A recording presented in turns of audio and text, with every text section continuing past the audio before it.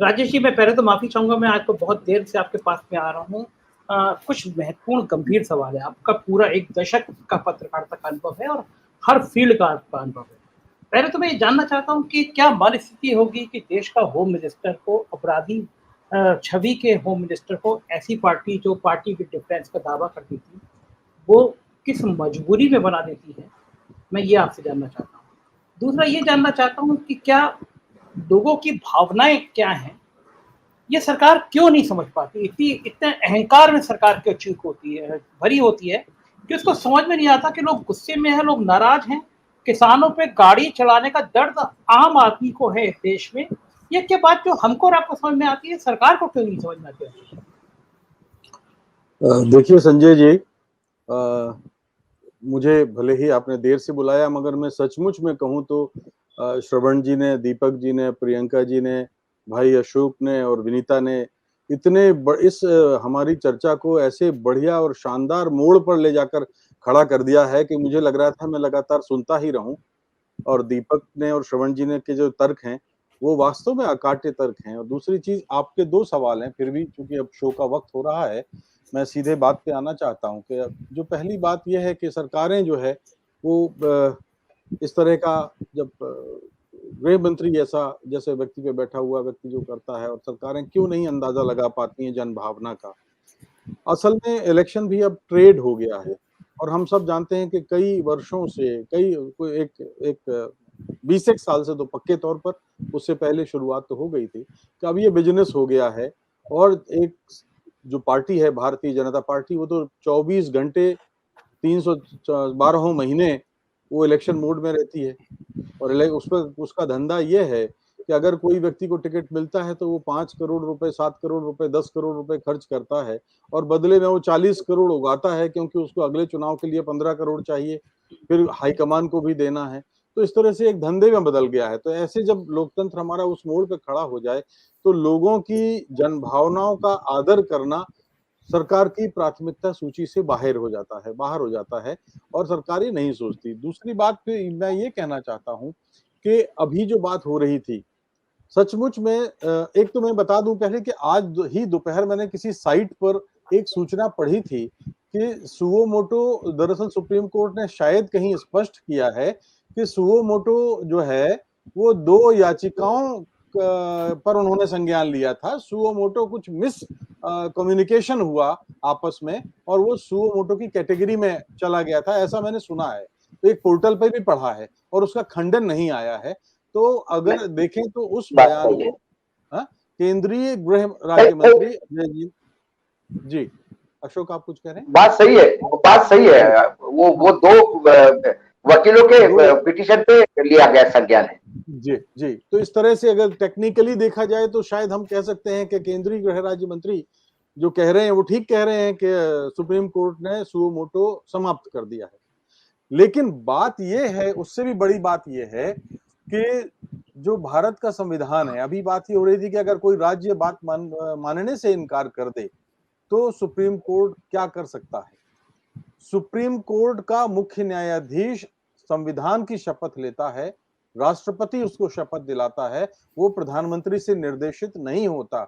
तो भारत के संविधान को जब राज्यों ने स्वीकार किया था, और वो दस्तावेज है कि अगर संविधान के आधार पर अगर कोई मंत्री उसका पालन नहीं करता, अनुच्छेद 3 जो कहता है, जिसके तहत सारे मंत्री, मुख्यमंत्री, विधानसभा अध्यक्ष, लोकसभा अध्यक्ष, प्रधानमंत्री, सारे यहां तक उपराष्ट्रपति भी, तो जो शपथ लेते हैं अनुच्छेद 3 के तहत, अगर सुप्रीम कोर्ट इस श्रेणी में पाता है कि उस शपथ का उल्लंघन हुआ है, जैसा कि केंद्रीय गृह राज्य मंत्री के मामले में हुआ है, कि ये मामले में अगर हुआ है तो वो उसके पास इतने असीमित अधिकार हैं कि माफ कीजिए, केंद्र सरकार के सामने कोई चारा नहीं रह जाएगा जिस दिन सुप्रीम कोर्ट ये बात कहेगा कि उसने जिस संविधान की शपथ लेकर अपना पदभार संभाला है, उस शपथ का उल्लंघन हुआ है, इसलिए वो पद पर बने रहने लायक नहीं है, उसको मंत्रिमंडल से बर्खास्त किया जाना चाहिए। तो भाई साहब, कोई प्रधानमंत्री, कोई केंद्र सरकार उसको टाल नहीं सकती है। कोर्ट में चैलेंज कर सकते हैं, अलग बात है, लेकिन एक बार की तो बर्खास्त उसको होना ही पड़ेगा, पहली बात। दूसरी बात ये है कि इस मामले में जो योगी जी के साथ मैं थोड़ा सा मतलब मैं उनके सरकार के कामकाज की शैली पर कोई टिप्पणी नहीं कर रहा हूं, लेकिन इस मामले में हुआ क्या है, वो जो समारोह होने जा रहा था वो उप मुख्यमंत्री के वहां पहुंच रहे थे। अजय सिंह जो है ब्राह्मण है, जो आपके पहले सवाल का संजय जी उत्तर आ रहा है कि ऐसा माना गया था कि अगले वर्ष चुनाव में ब्राह्मणों का एक बहुत बड़ा वर्ग उनको ब्राह्मण मानते हुए और वो चुनाव में वोट कर सकता है, उनका कोई बहुत बड़ा जनाधार उनका ब्राह्मणों के बीच में है। ऐसी कोई गलतफहमी भारतीय जनता पार्टी के आला कमान को है। तो जो योगी जी के सामने अब वो धड़ा है जो जिसको वो दिल से पसंद नहीं करते, लेकिन मामला उनके कानून व्यवस्था का है। वो अजय सिंह को इसलिए गिरफ्तार नहीं कर सकते क्योंकि वो लोकसभा का, अजय मिश्रा को इसलिए भी गिरफ्तार नहीं कर सकते क्योंकि वो लोकसभा का सांसद है, वो लोकसभा के अध्यक्ष से परमिशन लेनी पड़ेगी।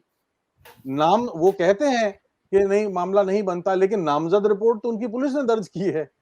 तो क्या आप मुझे बताइए कि बिना मुख्यमंत्री के पीछे केंद्रीय गृह राज्य मंत्री के बेटे का नाम नामजद रिपोर्ट ऐसे कोई दाखिल हो सकती थी क्या? तो योगी जी फंस गए हैं अब, और योगी जी को बहुत ही चतुराई से उन्होंने पहला दांव तो राकेश टिकैत को बुलाकर चल दिया, और तात्कालिक तौर पर जमीनी तौर पर जो मामला उनको निपटाना चाहिए था वो उन्होंने निपटा लिया। लेकिन अब इसका जो संवैधानिक और वैधानिक अड़चन है वो उसका प्रेत उनका पीछा नहीं छोड़ेगी, और जैसा कि शायद वो चाहते भी हैं कि वो कोर्ट के जरिए अगर आए तो बहुत अच्छा है। हरीश साल्वे अगर ये कहता है, जो उत्तर प्रदेश सरकार का वकील है, और वो कहता है कि हाँ हमारी स्टेटस रिपोर्ट ठीक नहीं है, ये मामला इससे ज्यादा बड़ा है, गंभीर है, तो इसका अर्थ आप समझिए संजय जी, इसका मतलब कुछ है। मैं बहुत साफ कहता हूं, धारा 299 क्या कहती है, 302 के पहले 299 का अध्ययन कर लीजिए। 299 ये कहती है कि यदि कोई व्यक्ति किसी आदमी को चोट पहुंचाने के इरादे से किसी ऐसे उसके शरीर पर हमला करता है जानबूझकर जिससे उसकी मौत हो जाए, और अगर मौत हो जाए तो वो 302 लगेगी, 302 के अलावा कोई दूसरी रास्ता नहीं लगेगी। अब अगर भले ही वो अस्पताल में बच जाए, जाकर के इलाज में जाके बच जाए, तो भी वो धारा 302 ही लगेगी। दूसरी चीज कि अगर 304 बात बीच में आई थी कि 302 पर बड़ा बवाल हुआ था, प्रियंका जी बहुत जानकार हैं इस मामले में, बताएंगे, क्योंकि ये इरादतन है।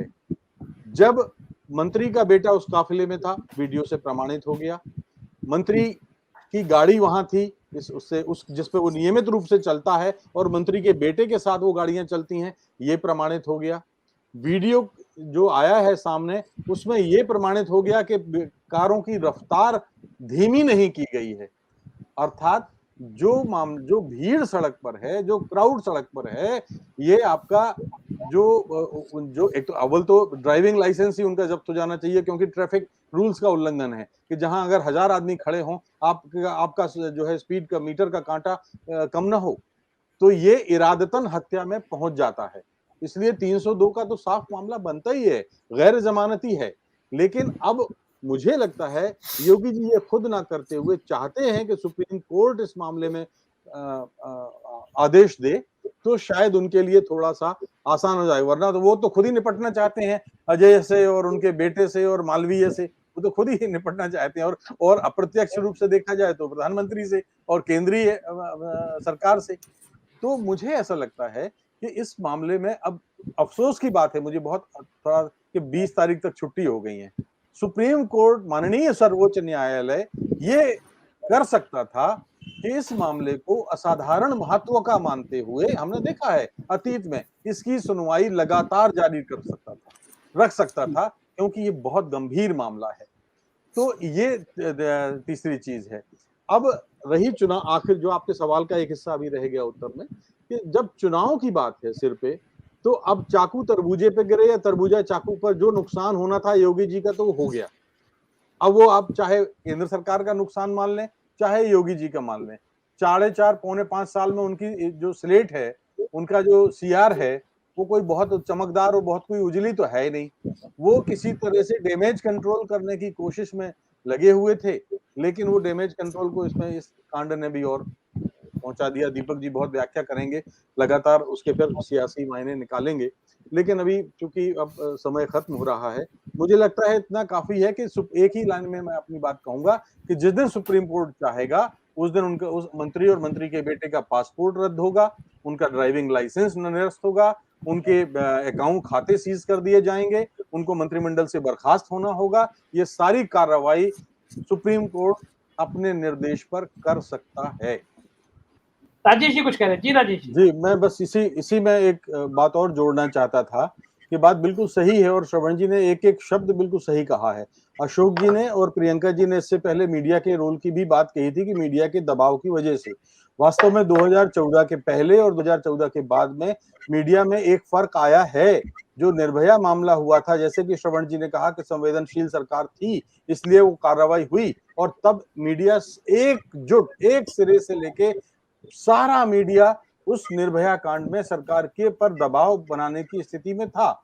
इससे पहले जेसिका लाल का जो उदाहरण दिया था, जेसिका लाल के मामले में भी यही हुआ था। मीडिया, सारा मीडिया एक सुर में, एक साथ, एक प्लेटफॉर्म पे खड़ा था। लेकिन हाथरस और उन्नाव में ऐसा नहीं हुआ। अफसोस की बात यह है कि हमारे ही कुछ साथी उस मामले में आरोपियों का बचाव करते नजर आते हैं, और जो लोग कटघरे में हैं उनकी तरफ से अनचाही, अनवांटेड तर्क पेश करते हुए नजर आते हैं, तर्क क्या कुतर्क पेश करते नजर आते हैं। ये बात मैं कहना चाहता हूं।